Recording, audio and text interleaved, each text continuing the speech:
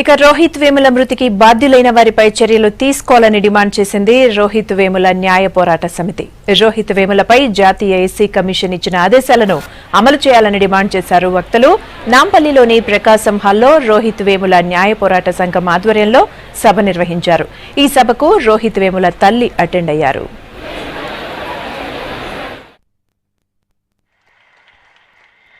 సుశీల్ కుమార్ని SC ST atrocity case కింద కఠినంగా శిక్షించండి. అక్కడ పోలీసులు పిల్లలందరినీ కొట్టేసి అంత ఘోరంగా ట్రీట్ చేసిన ఆ పోలీసుల మీద కేసులు అట్రాసిటీ కేసు పెట్టండి. మరియు రోహిత్ చట్టం కూడా తీసుకురండి. ఇవన్నీ చేస్తేనే మీరు చిత్తశుద్ధిగా ఉన్నారనేసి మేము గ్రహించుతాము.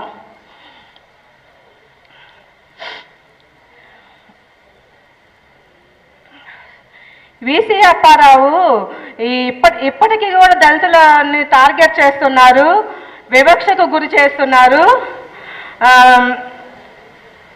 హింసను ప్రోత్సహిస్తున్నారు. అట్లాంటి ఆయనకి అంత బలం ఎట్లాగొచ్చిందో మీరు ఒకసారి గ్రహించుకోవాలి. ఎంహెచ్ఆర్డి వన్ మ్యాన్ కమిషన్ వేసిన సంగతి మనందరూ తెలిసిందే. కానీ ఆ కమిషన్ ఎందుకు వేశారు?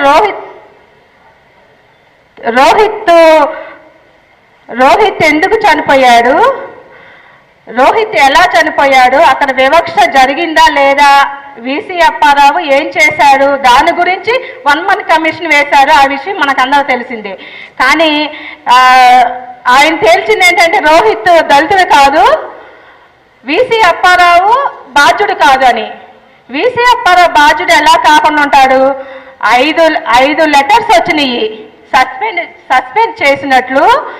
రోహిత్ని సస్పెండ్ చేయాలని 5 లెటర్లలో స్మృతి ఇరానీ దగ్గర నుంచి వచ్చింది. సుశీల్ కుమారు ఎంఆర్సి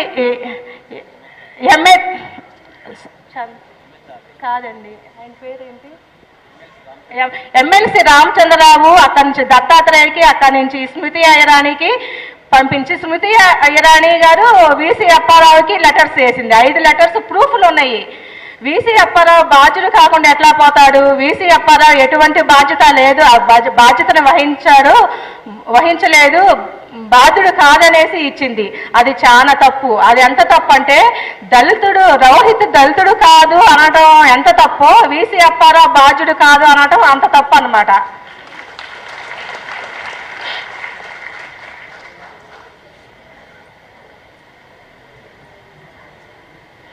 చివరిగా నేను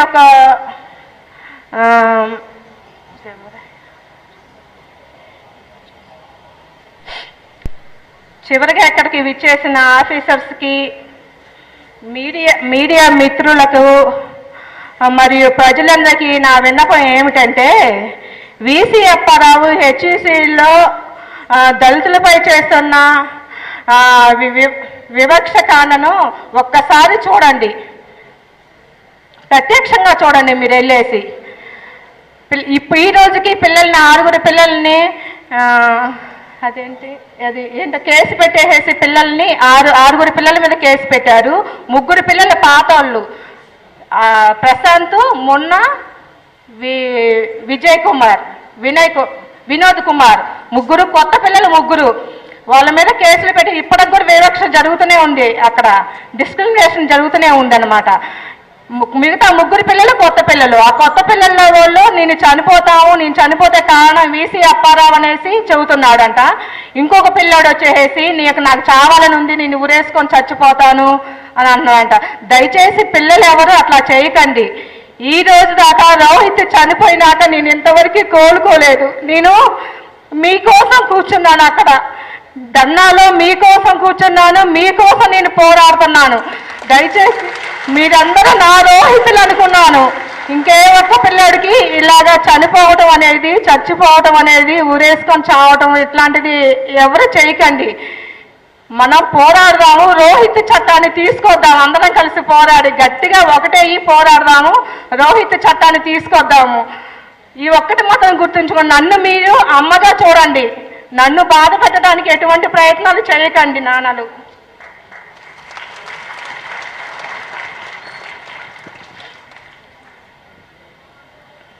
నాకు ఈ అవకాశం ఇచ్చిన కుల నిర్మూలన పోరాట సమితి సభ్యులకు, నాయకులకు మరియు పెద్దలకు నా ప్రత్యేక ధన్యవాదాలు.